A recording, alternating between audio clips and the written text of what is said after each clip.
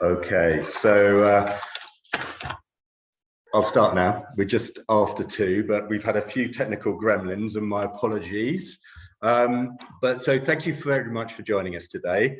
We're thrilled to be able to welcome you to our Responsible Disruption Zoomcast. My name is James Gamage, and I'm the Director of Innovation in the Social Impact Lab at the United Way of Calgary and area. And my name is Sydney Johnson, and I'm the design lead at J5, which is a Calgary-based innovation and design firm. And together we are the hosts of Responsible Disruption. We are so excited to welcome our guests here today as we explore this really important and interesting conversation around depolarization. But before we begin, in the spirit of our journey to promote reconciliation, I would like to honor the truth of the shared history and acknowledge Treaty 7 territory and the traditional lands of the Blackfoot Confederacy, which includes the Kainai, Siksika, Piikani, Tsuut'ina, and Stoney Nakoda nations, including the Chiniki, Bearspaw, and Wesley First Nations. I would also like to recognize the Métis people and the Inuit people who have made their home here in Mohkinstsis, also known as Calgary. We stand against racism and intolerance in any form. We believe everyone deserves to live in equitable communities built on inclusion, diversity, understanding, and tolerance. At the Social Impact Lab, we strive to put people first to create a diverse and inclusive culture where everyone feels safe and valued. Okay, so next we have a few housekeeping items to cover and our agenda for today. If you'd like to ask a question along the way, you can do so by clicking on the Q&A button on your Zoom panel. Usually it's at the bottom there. We'll be collecting questions throughout the Innovation Table Zoomcast, and we will try to answer as many as we can at the end of today's session. We are recording, so if you want to share this session with your colleagues or friends afterwards, we will email you the link in the next couple of days. The recording will also be available on our YouTube channel. So this is our last episode for the year.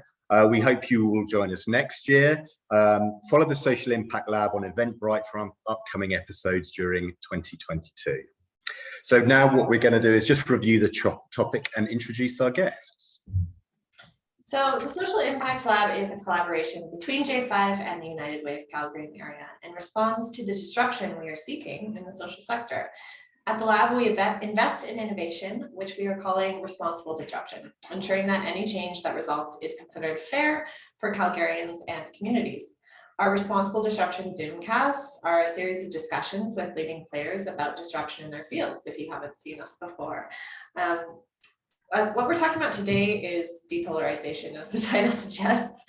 The world is increasingly becoming a hyper-polarized version of its former self, and this is seen not just in North America, but all around the world, and can affect societies in different ways based on social makeup factors such as ethnicity, ideology, and religion. But what is so damaging about polarization? Disagreements in ideology aren't necessarily a negative thing. Within the proper framework and political environment, it creates space for the status quo to be healthily challenged, which is a good thing. But severe polarization, which we are seeing on a global scale, is really quite dangerous to societies for several reasons. It damages the institutions essential to democracy, creates an environment of civil intolerance, and normalizes deriving personal values from group ideologies, disincentivizing those within the group from challenging leadership. It can also lead to a demonization of human rights defenders and activists and contribute to political violence. So, as a part of this intro, I'm just going to leave us with a quote, which is from the political philosopher, author, and Holocaust survivor, Hannah Arendt. Our common world can exist only to the extent that people can talk about it and exchange their opinions and perspectives with one another, over against one another. Only in the freedom of our speaking with one another does the world, as that about which we speak, emerge in its objectivity and visibility from all sides. Back to you, James.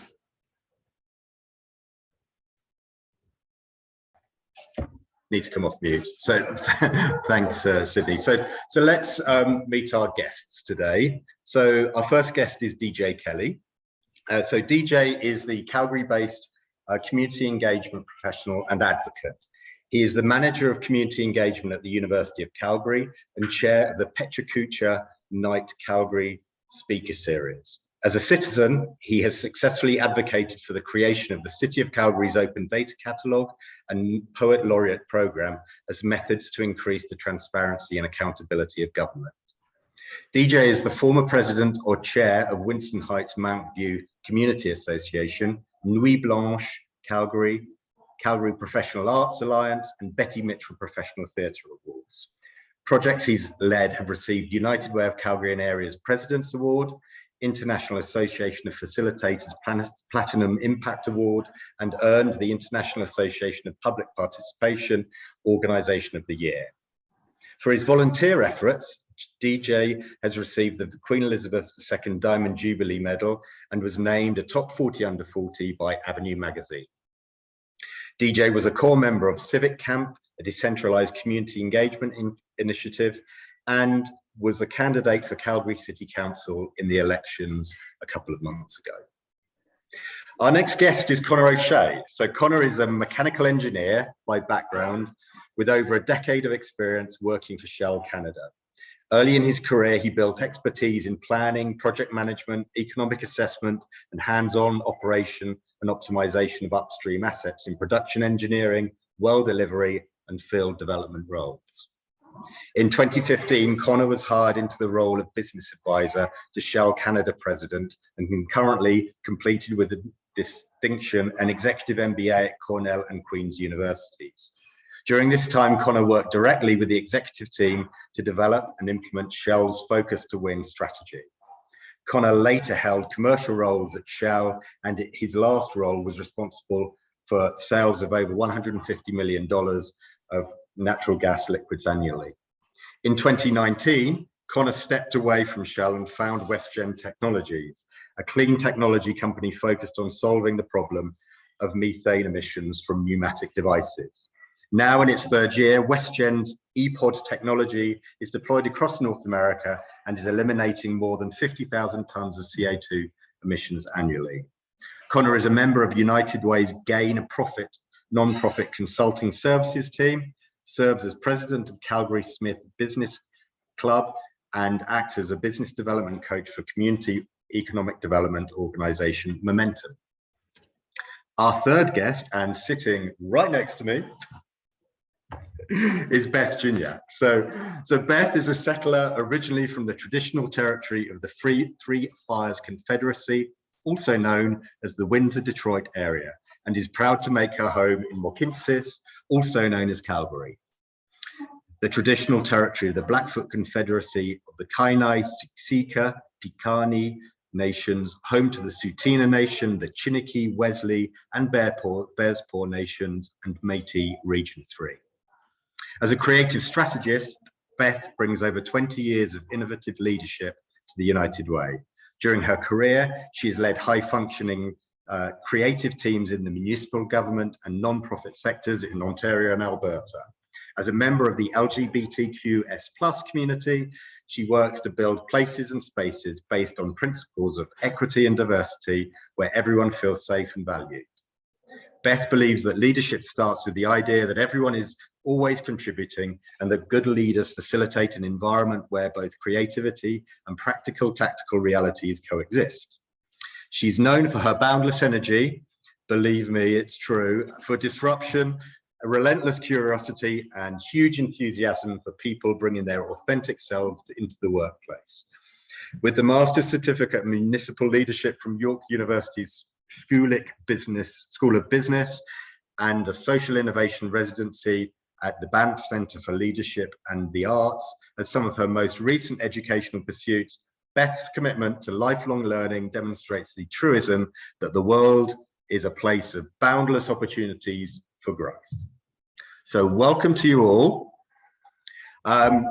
So we're going to go into the question part of this now. That intro is taking a little bit longer than normal, but we're going to the question part of this. But before I start questions, I do want to prompt the audience to ask your own questions. This makes for a much more interesting and interactive session if we get questions from the audience. So you will see at the bottom of your screen a Q&A box on the Zoom panel. If you would like to ask questions, please put them in the Q&A box. Myself and Sydney will field those questions to the panelists as we go through the session. So please, please ask away. It's really important to the success of this. So to the questions. So first off, I'm going to talk to you, Connor. And we're talking about polarization and depolarization. So as the co-founder of a Calgary-born clean tech company in the oil and gas sector, you are right in the middle of the clean energy versus oil and gas debate. You know, we've got people on the one side who advocate for the complete dismantling of the system, and on the other, those who would push for the status quo, you know, ignoring any warning signs and our responsibility to the environment. How have we got here in the oil and gas versus clean energy discussion? And what does that teach us about broader trends for polarization in society, do you think? Thanks, James. And thanks for having me on the Zoomcast. And note to self, I'm going to remember to supply shorter bios for these types of things going forward, because I don't think I've ever listened to somebody read that before. Yeah, so great question. I think the energy debate is a very polarized subject these days. How did we get here? I think that the answer to that is that this subject is something that's very personal to people and creates emotional attachment around fears, frankly. And so on the one side of the debate, you've got people who you might call climate activists, who are really sounding alarms and talking about dismantling oil and gas without maybe considering the practical implications of how much of our energy mix comes from oil and gas, and whether what would happen if we were to turn that off.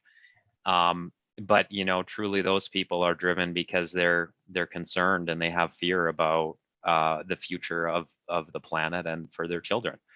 And then on the other side of the spectrum, you've got people generally in the oil and gas industry or advocates for it, who often their economic future, or they feel like their economic future, really depends on the continued prosperity of that sector.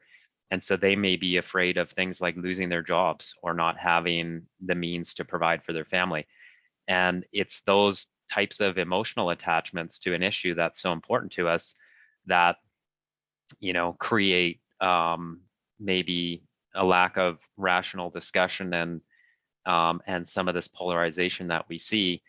And then, unfortunately, we live in a world where these types of issues tend to become partisan, and they become part of people's identities. And we have politicians who and other leaders who exploit these differences to try to gain followings and gain votes and everything else. So, I think I don't want to go on too long, but I think that's really the root of why we have this polarization around the energy debate. I think that was beautifully explained, Connor. DJ, I'm going to come to you next to kind of talk about polarization from a political landscape specifically. In the recent months, you've been on the front lines of the political polarization debate. Can you tell us what you've seen, and what do you think have been the drivers of this phenomenon from your view? Yeah, I mean, this is not going to be a surprise to anyone who's, tuned into this, that politics is divisive. Connor did a good job there in explaining that there are some politicians who take advantage of that, but I honestly think it's a little more basic, even in terms of what's driving the divisiveness, and it's appropriate that we're here. So, the Social Impact Lab and with United Way. I mean, it's honestly about belonging, right? Everybody wants to belong to something. This might be a little bit of I'll try to make this long walk as short as possible, but a few years back, I read a great book, Carol Travers, Mistakes Were Made, But Not By Me. And it really did an excellent job. She does an excellent job in terms of explaining there's something in the Western psyche that equates failing to failure, as if they're the same thing. So when somebody makes a mistake and fails at something, which, let's be honest, we all do. We all fail at things every once in a while. In the Western psyche, that means you're a failure. And so most people around, you know, who are tuned in here today will be like, well, I'm not a failure, right? Like I know in my heart, in my soul, that I am not a failure. So as a result, that means I can't fail.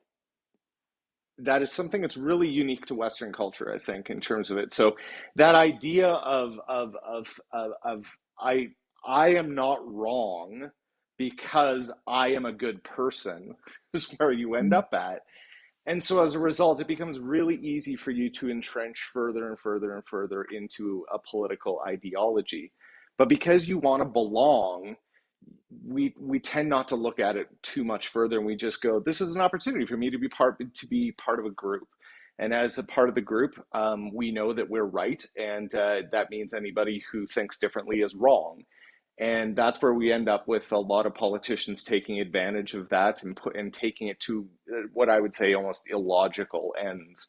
And that's where you get a lot of language like fighting, and we're going to fight for this particular group. And that's not, you know, a left or right wing thing. We hear people in all political parties use language like that. And honestly, we can talk more about this in terms of from a solution standpoint, but that is all being driven by the fact that politics in Canada, at least, is literally is winner takes all. There is the first past the post electoral system that we use at all levels in Canada is I lost by 100 votes in this most recent election. I have 0% of the power now. The person who got 100 votes more than I did, out of 30,000, by the way, who got 100 votes more, he has 100% of the power. That dynamic really does mean that, like, it's your way or the highway. Like, you have to prove that the other group is wrong and they're bad because you want to be able to be in the position to be able to make your version of positive change happen. Yeah, absolutely. And stepping back a bit, besides that kind of fighting language, how else did politicians use polarization to drive momentum for their policies or their agendas? Do you think? In a lot of different ways. You know, I think a lot of it is not as nefarious as what we want. Like a lot of people think it is or want it to be. Like it's nobody wakes up in the morning and is like, I'm going to be evil today. Like that nobody does that. Everybody is coming forward thinking that what they're putting forward is the best possible path forward. But because like I said, it is that winner takes all. You have to prove that your thing is better than the other person's. And that usually ends up being not just about promoting your particular ideology, but it's also about casting doubt or aspersions on other people's ideologies. So as a result, we end up with quite a divisive political system because the truth is in the middle. Like it's always in the middle, right? The vast majority of Canadians live in the center, but simply by definition of the political spectrum, that's how it has to be. Now, the middle moves on that political spectrum over time, for sure, but that's where the vast majority of Canadians are. But you constantly have to be talking about the thing that's on your side and how the thing that's on the other side is bad. And honestly, our political system is set up, it is designed on purpose to do this. It maybe is an unintended consequence where you end up with a lack of dialogue, a lack of engagement, a lack of ability to come to common understanding, of collaboration, all of those kinds of things. But it is very much a symptom of the electoral system that we have in Canada, for sure. Super interesting. I'm going to turn to you now, Beth. So DJ talked about identity and being important and the way that politicians play on that. Do you think there are some broader issues in society that might be driving this, like social inequality or lack of trust in institutions? Do you think there are some bigger things as well at play here? Yeah, James, and I actually think that it's beyond those. I mean, those things that you just mentioned are the result of a belief system. And both DJ and Connor have touched on this. It's the belief system that, you know, Western culture has, that it is winner take all, that it is binary, that it is intensely competitive, that it isn't about the common greater good, and it isn't about how I contribute to that greater good by listening. It's becoming more about how I can contribute to my own good by shouting. And that is actually not moving us anywhere other than to the edges, away from each other instead of towards each other, which is actually a more sustainable and a much more regenerative way of thinking about how we are in the world. And, you know, I think about extraction-based economies are about exactly that, taking things away from. What are the additive natures that we have and want to contribute with each other? And I think for me, it's really about that. That is in fact the mindset shift. So, you know, the easiest thing to do is to say that, you know, I like this thing and you like that thing, and therefore the two of us are never going to be aligned, without actually taking the time, making the time, committing to listening to each other and designing with each other what a path forward could look like. And that is really dangerous. And that is human behavior over and over again, repeated down through time. You know, but we have the tools and the resources in our hearts and in our minds to be able to make very different deliberate choices. So I don't like to line up on one side or the other. I don't think there are sides. I think a lot of this is being created for some other purpose. You know, who benefits from this kind of thinking? Who benefits from polarity? You know, I don't. I don't think that most people do. No. But I think both Connor and DJ are saying that we've been, in some ways, tricked into thinking that we are. Yeah, for sure. And what we'll do later in the discussion is come to sort of some of the mechanisms, because this is as much about, you know, depolarization and what citizens and community members can do in the face of very polarized messaging. And what we'll talk about a little bit later is how individuals can approach those discussions, and hopefully that will be helpful to people listening. Awesome. Connor, I'm going to ask this question to you, but DJ and Beth, feel free to jump in if you have any thoughts on this too. And it's really about the role of the media, both mainstream and social media. And that role has been pretty well documented in the effects of polarization. To what extent do you think that the media has driven polarization, or is the media responding to that phenomenon of polarization in society? Yeah, that's a great question. And I think that by nature of the media being the platforms of information transfer, you know, they tend to be getting the fingers pointed for polarization. I think there's varying degrees of, you know, players here, that some are maybe more unbiased and some are very clearly, you know, have their own interests. I don't think there is such thing as an unbiased media source, because every, you know, human by nature has their lens and perceives things in a way.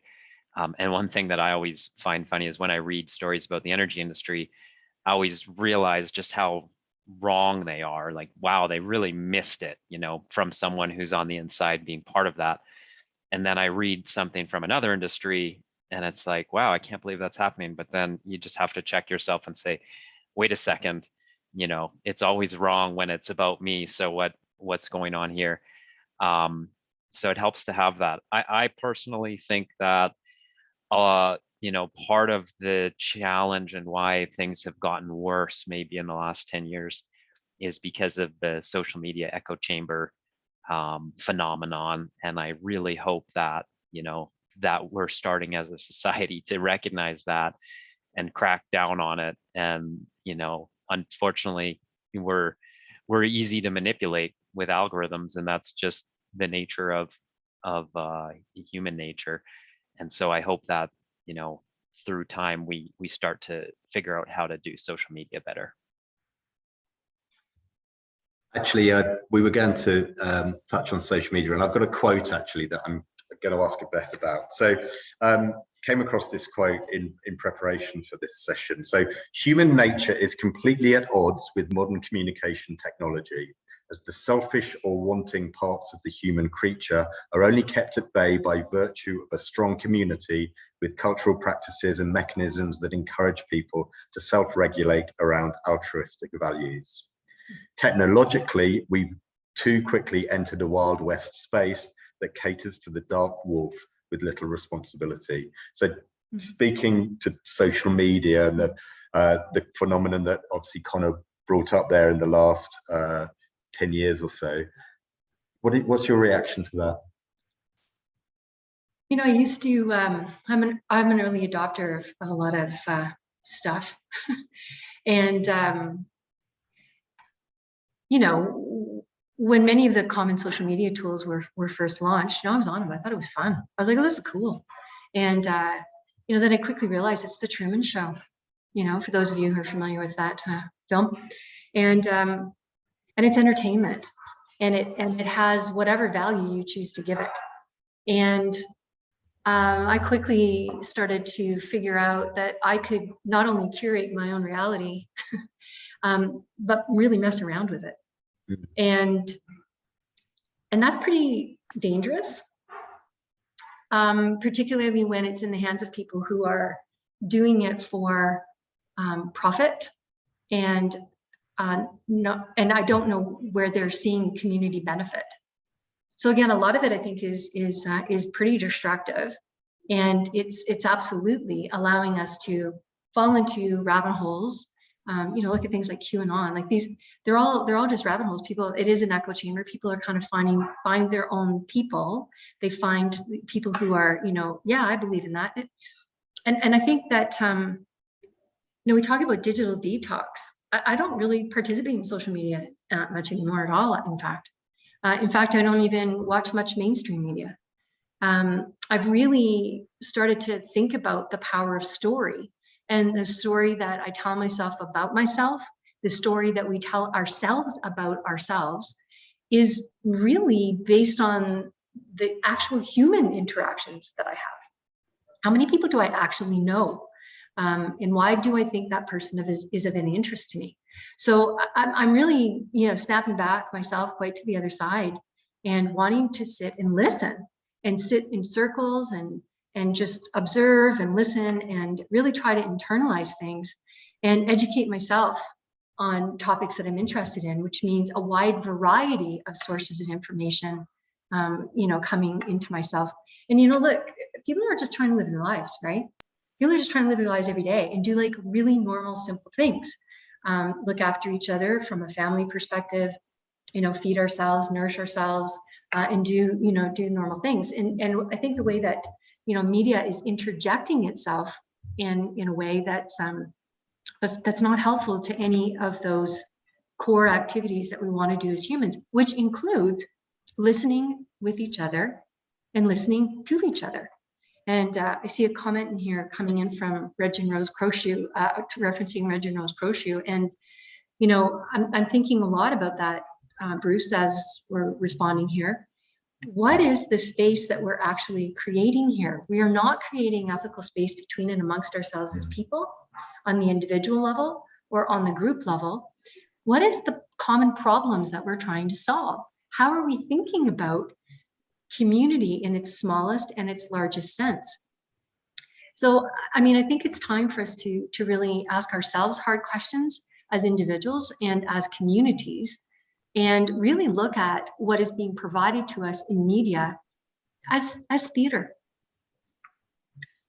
Yeah, go on. Yeah, please, DJ. No, I want to jump there because I don't disagree with anything that Beth just said. The thing I want to add is what I'm more concerned about is when the institutions that we have or the tools that we have available to us are systemically designed for something else than what they're currently being used for. So I'll give you an example. I was an early adopter of Twitter, and when it first kicked off in Calgary, I was there. I immediately got into all kinds of great political conversations. The Calgary City Council hashtag I created, Naheed Nenchi's first tweet was about me. Like, you know what I mean? Like, I was there in the early days. It was a community. This is back in like 2008, 2009 sort of thing. It was a real community where people would have conversations. But two things kind of changed Twitter in my experience. The first is once I was following 1,000 people, I did not know how to handle Twitter anymore. And that is because at that time, Twitter was a chronological order, right? So it was the people that you follow, and then just in the order of their messages. And then the second thing was Twitter actually changed it because they recognized that people like me couldn't use it anymore. So they were like, we need to deliver people like DJ the tweets that they're most interested in when they happen to be online. And that's where the algorithms started coming in and delivering content to me that they thought that I wanted. But they're not in my brain. None of these social media organizations, to Beth's point, they don't live in my brain. They don't know what it is that I actually am looking for. They're inferring things based on my click patterns and my reading patterns and those kinds of things, and their own interest. And certainly from a social media perspective, the platforms want you to stay on the platform as long as possible, and they know from years of doing this that things that are controversial will generate the most amount of reading or likes or conversation about them. So as a result, they ramp those things up. Those things get more eyeballs because that gets more conversation, more engagement, more time on the site, all of the things that you would think that would be good for the social media site. But the problem is when you get into the controversial, now you're starting to get into the divisive nature. I also wanted to touch on really quickly when Connor was talking about the sort of the more traditional media as well. I'm not going to get into it. There's all kinds of people out there who are much more experts in terms of, the Fox Newses and CNBCs and, why we're all like, we're now only getting all of our biases confirmed with the news and whatnot. I wanted to talk about it purely from a city council race. We just had a city council race. Let's go to the micro local, right? The traditional news media over the past, I don't know, we'll call it 2 decades, has really been gutted, right? Like our major newspapers that used to have big, fully functioning, 100-person newsrooms are now making do with like 10 people, some less than that. And as a result, they can't produce enough news stories in depth in order to be able to fulfill the people who are reading those articles or watching that newscast, the amount of detail that those individuals want. They just can't produce enough of it because there aren't enough of those people to be able to hire more people to produce that kind of content.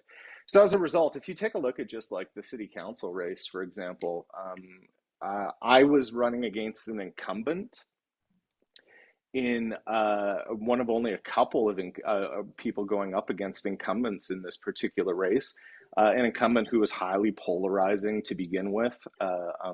And about our race, when I announced my campaign, an online-only newspaper did an interview and interviewed me. Then there was one article by one of our newspapers about Ward 4, where I was running, just talking with some community associations about like, what do you think the top issues are? It didn't mention any of the candidates, just what do you think that some of the top issues are? And then that same newspaper also did a Q&A where the candidates there was like 5 questions and they appeared online. And they might have appeared in the newspaper as well. That's it. That was it. That was all of the media coverage for a ward race. Keep in mind, a ward race, a city councilor has just as much voting power as the mayor does. And even if you take a look at the mayor race, certainly from a media perspective, they can't cover, in this case, there was about 27 candidates. Like, you just cannot cover in depth all of the information from campaign things from 27 candidates. So they try to narrow it down, and they got down as quickly as they possibly could to 2 candidates. Does that mean those were the only 2 candidates who could have been mayor? No, of course not. There was at least 3 or 4 or 5 others who had the credentials and the depth that they could have done the job. But it becomes so much easier from a resourcing perspective in the media to be able to, like, we just have 2 things and it's like them or them, and that becomes something doable and manageable. And that sort of coverage then actually, if you have one reporter can handle those 2 sides of things, and they can produce content for multiple days on end, kind of thing. So just keep in mind, like, the institutions that we have, whether it be social media or the media itself, they're designed in a certain way, and they have they're only capable of certain things.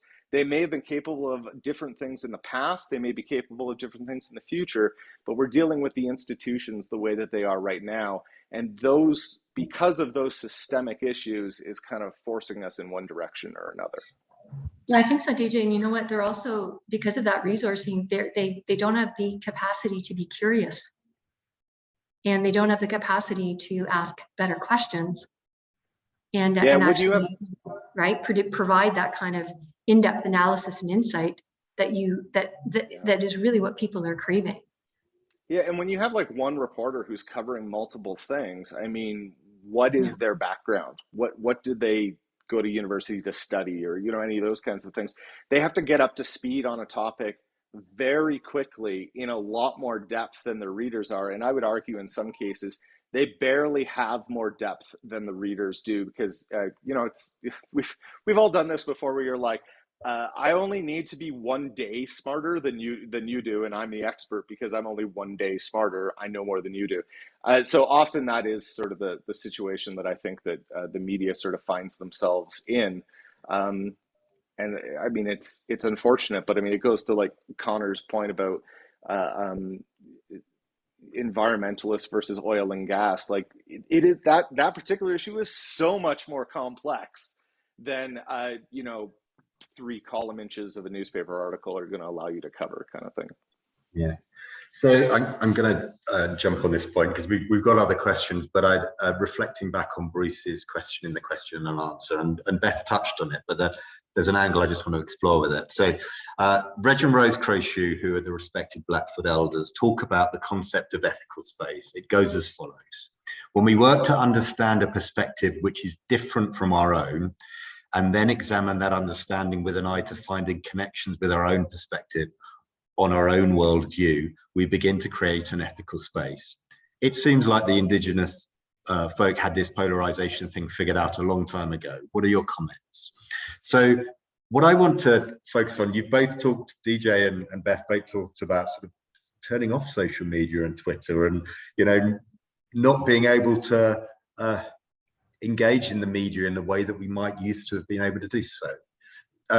Short of becoming a hermit and switching off completely, how can citizens actually engage in the media in a way that allows them to analyze and critically examine their own opinions, as well as considering the opinions of others? I mean, I have a lot of skepticism. I'm not a person who's naturally, you know, built that way. What was that? What is that saying? Believe none of what you read and half of what you see, or something like that. I think that increasingly we just need to you know, center yourselves. And quite frankly, any one of us can own the narrative. So, you know, can we become more playful with these tools? I mean, I really look at them and say, look, the tools are playing with us. How can I play with the tool back? And you know, and who's deciding to tell the story? And Connor, like your point, you know, you're reading something on your industry and your sector, and you're saying, well, that's wrong. Where's the opportunity to actually say that's wrong? And how can you tell that story? You know, so I think we've got this vast proliferation of tools. Humans are natural storytellers. you know, how is it that we can kind of control the tools a bit more? And, you know, I'm kind of curious about that. Any other thoughts from Connor or DJ about that? I'll just chime in with, oh, go ahead, Connor. You go ahead, DJ. Oh, you're very kind. Tim Harford, who's a columnist with the Financial Times, he wrote a book called The Data Detective, and he in that book he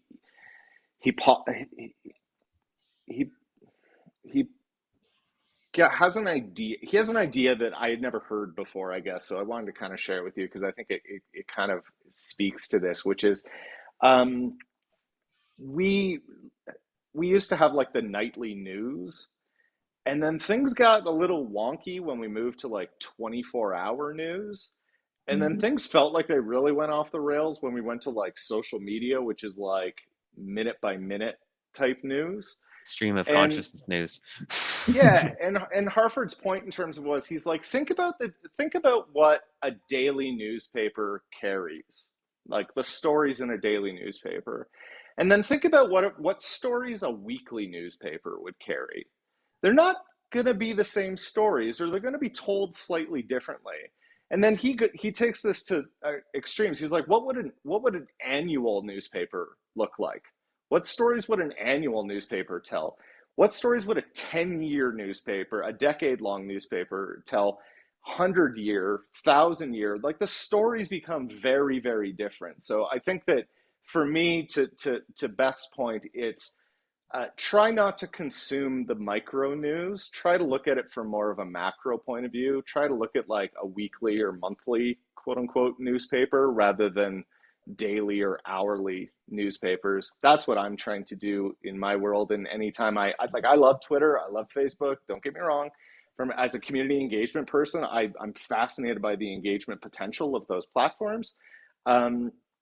But when I read them, I constantly try to have this in the back of my head that I was like, is this something that people care about right now? Or is this something that they'll care about in a month-long period or a year-long period or a 10-year-long period?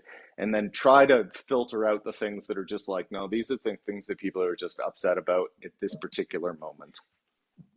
What I was going to add to this was I don't think we all need to disagree less. I think we just need to disagree better. Yeah. And you know, part of that is just learning to question what you read, seek alternate perspectives that disagree with your own so that you can test your assumptions, and ultimately, you know, learn to process information and look for data and check references and things. And so these are all, they're almost counter human nature, unfortunately, because we're tribal and we want to jump on the bandwagon with our tribe. But if we can teach people to do this and talk about doing this and share ways of doing this, then I think that's what helps us to have more data informed conversations that are, you know, rational and productive. Agreed. Sydney, go on. Yeah, I was just going to say thanks so much, Bruce, for the question. If anyone else has any others, please pop them in the Q&A box, because I know that was a wonderful discussion we went around there. Just kind of keeping it in the realm of what can we do? Okay, we've identified the problem. What can we do? Connor, I'm wondering, as you know, an entrepreneur and an owner of a successful and scaling company, what can you do to affect polarization in your industry and community? And moreover, what advice would you give to entrepreneurs who are navigating a polarized landscape as they begin their journey? That's a great question, Sydney. I'm glad you asked it. And I think that, you know, I've got a different answer to this one. You know, not only I would say is this something that we have an opportunity to address as an entrepreneur in a company, but actually it's a opportunity and a strategic advantage for us to do that. And so what I mean by that is we've really made addressing the divisiveness and the energy debate a core part of our purpose as a company.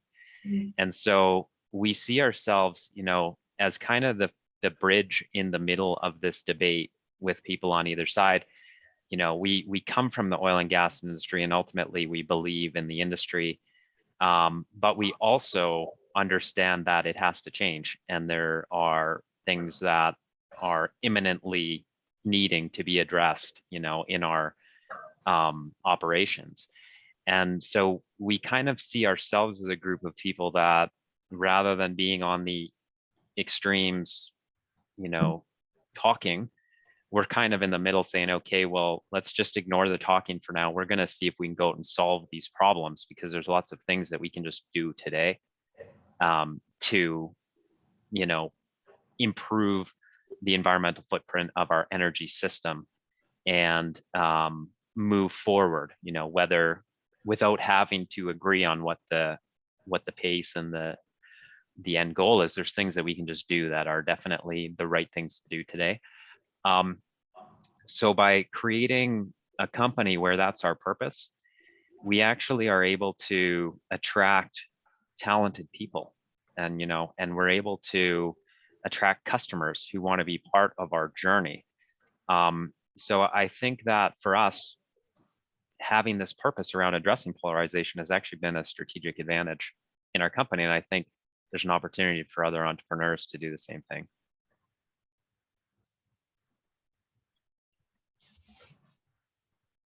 I'll go next, and actually Bruce has asked another question, which I think I'd like to ask the panelists. So, is it possible to teach people to understand they have confirmation bias and give them strategies to overcome it, or at least balance it?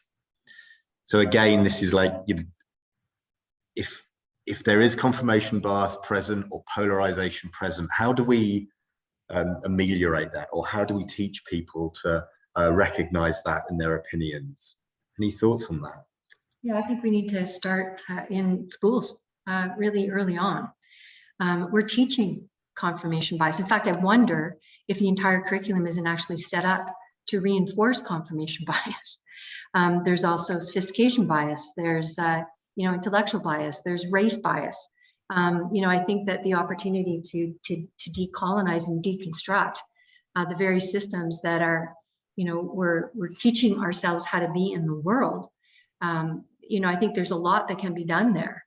When we think about, you know, a pass-fail system, it reinforces these notions of failure and success. What is failure? What is success? It reinforces notions of shame. It reinforces fear. And, you know, if these are the types of constructs, educational and social constructs, that we're growing up in and we're bringing our kids into, I don't know what else we should expect other than what we're actually seeing. So, you know, I think that this is not so much the content of a curriculum, which I understand is a debate in this province. It's not the content of the curriculum, it's the very notion or the very idea in the way in which subjects and ideas are being taught. They're being taught through the lens of confirmation bias. They're being taught through these lenses. And that's something that I think, you know, we can attack and address. I also think that different types of voices need to be heard. And, you know, I, as a white cisgendered woman of, you know, privilege, my voice is being heard. Why? I'm not so sure that that, you know, what I'm seeing is doing anything other than confirming the confirmation bias. So, you know, I think that we need to ensure that wherever is possible, those who have access to these tools and are in control of these tools facilitate and enable different voices and more voices to be heard. I mean, we talk about living in a pluralistic society, and if we truly mean that and we truly believe that, then that means that there's more diversity and that there's different people, different voices, different perspectives, different points of view, because we're trying to develop, build, and understand common ground, not different ground, but common ground.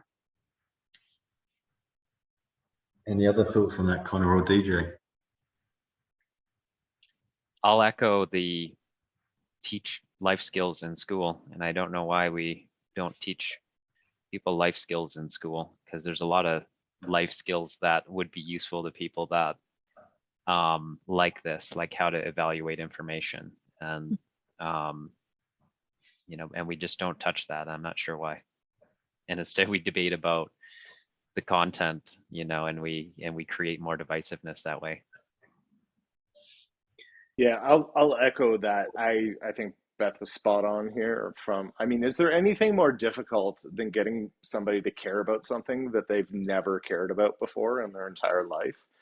Um, it's really hard, Bruce. Like this is really difficult. I mean, I think we all have, you know, grandparents or family members or whatnot. We're just like, that's not how the world thinks anymore. Like um, I just add to it a little bit that these are what Beth's getting at here. Like I think these are really the skills that the future requires. I mean, we now have access to all the world's information in our pockets 24/7.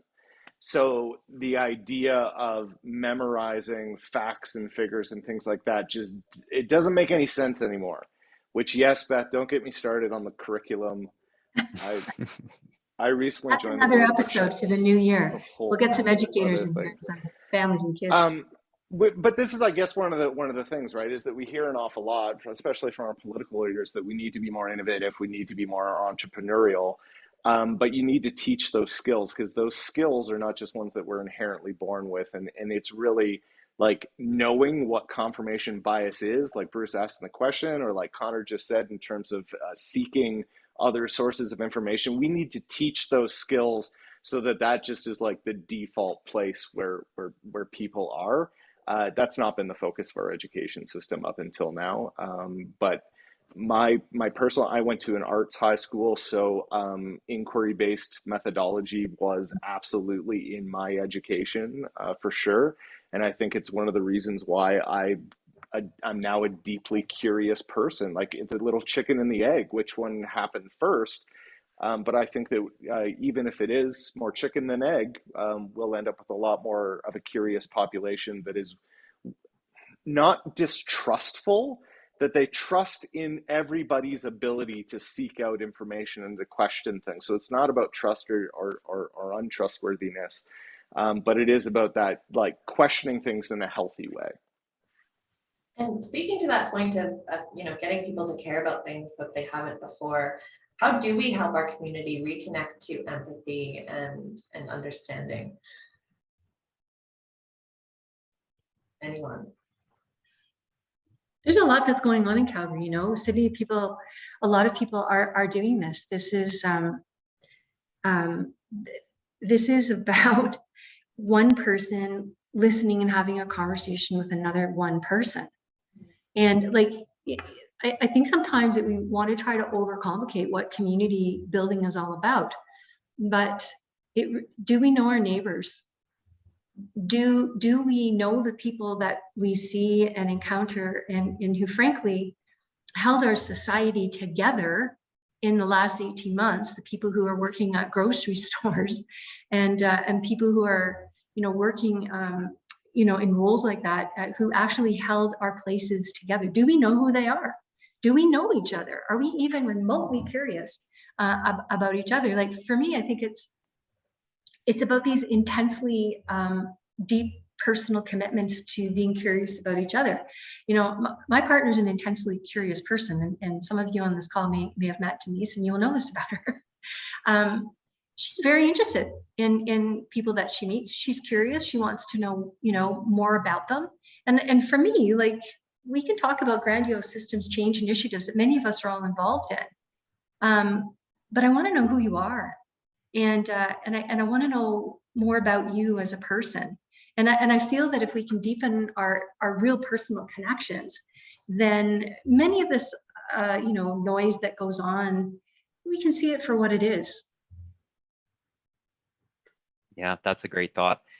I think another thing we can do is we can, try to hire inclusive leaders, or try to elect inclusive leaders, or bring those people forward and give them platforms to, bring people together. I think that people have it inside them in general, and I point to things like the Calgary flood that happened coming on 10 years ago now, but how the community responded to people in need, you know, without being told to do that, that everybody just naturally went and helped their neighbor. So I think it's inherent in our nature, and great disruptions of our systems cause that to come out. So COVID's another example where we all were doing everything one way, you know, because that's just kind of how we do it, and we don't really think about how we do it. And then something disrupts, and then all of a sudden people start spending more time with their families, and they're saying, oh, why wasn't I doing this before? So we're kind of entrenched in the Western way of doing things, and unfortunately we've gotten away from a lot of the principles of community that, you know, I think if people were to look at, would realize have a lot of value, and would add good things to our lives if we were to step back from our Western way of doing things. I wanna jump in on there because I mean, the Social Impact Lab is hosting us here, so this is not going to be unfamiliar to a lot of the people on the call. But there's two types of innovation, right? There's continuous improvement, getting better and better and better, but then there's also disruptive innovation. And when I take a look at the electoral system, I think we have continuously improved as much innovation out of that thing as we're possibly going to get out of that. It is time for a disruptive innovation, and this goes back to Bruce's original question about Indigenous ways of knowing and doing. There are other ways to select leaders to organize us, and to Connor's point about, you know, electing a diverse group of people. I totally agree with that. That absolutely has to be critical. And the only way that that's going to happen is if we replace the first past the post electoral system. I now firmly believe that. And the reason why I say that is because I would like to see it replaced with something like even just a ranked ballot, for example, because that kind of a thing, which would be when you go into the post, instead of you marking an X next to one person's name, you would actually say, this is my first choice, this is my second, this is my third. I really didn't like that third one, right? Like, that's the kind of idea. It does two things. One is it starts to even things out. So it's not just like the one like you didn't have enough votes for your first choice person. So as a result, you get no voice whatsoever. You didn't get to pick who the leader was. But it also means that every candidate in there, I should say that also then encourages more diverse types of people to run, because it's now you have a chance. It's not just about that top person or the top two. You could get in there as other people's second choice. And the other benefit of that second choice thing is, going to the point of polarization, it forces us to be kind to one another during an election, rather than constantly having to badmouth the ideas and the policies of the other person. It actually, you want to be everyone else's second choice. So you have to work with them. You have to point out to the followers of that other person that the things that you agree with that person, not just where you disagree. So that's where I definitely believe that something like a ranked choice ballot at a municipal level, at least, would definitely be the kind of thing that would bring about some of this kind of more empathy or collaboration, or at least conversation building. Thank you very much for that, DJ. That was a great way to finish. We've had an exploration of quite a difficult subject there in the last hour or so: polarization, depolarization, tactics for dealing with social media, and potential disruptive innovation of the electoral system. So thank you very much to DJ, thanks to Beth, and thank you, Connor. So we have to wind it up now. We've come to the top of the hour. Just before I hand over to Sydney, I'm just going to plug our United Way 50/50. Shameless plug. So tickets are on sale now, and if you can help grow the jackpot for your community, with every ticket sold, you help make sure nobody is left behind. You can be the lucky winner to take home a major prize all while investing in your community. Tickets start at $5, are on sale for a limited time only. Please visit calgaryunitedway.org. That's calgaryunitedway.org today. calgaryunitedway.org. Awesome. So as James said, thank you to everyone watching this episode. If you're watching this later and this is no longer real time, thank you to you too. And thank you to our wonderful guests. We have recorded today's session and we will share a link to the recording with you. It's also going to be available on our YouTube channel as per usual. We will be back in the new year, so follow the Social Impact Lab on Eventbrite for upcoming episodes in 2022. And you can also engage with us on this or any other topics on our Instagram, Facebook, or LinkedIn. Thank you for joining us today. We hope that you all have a safe and wonderful and happy holiday season. Take care. Bye. Thanks, guys.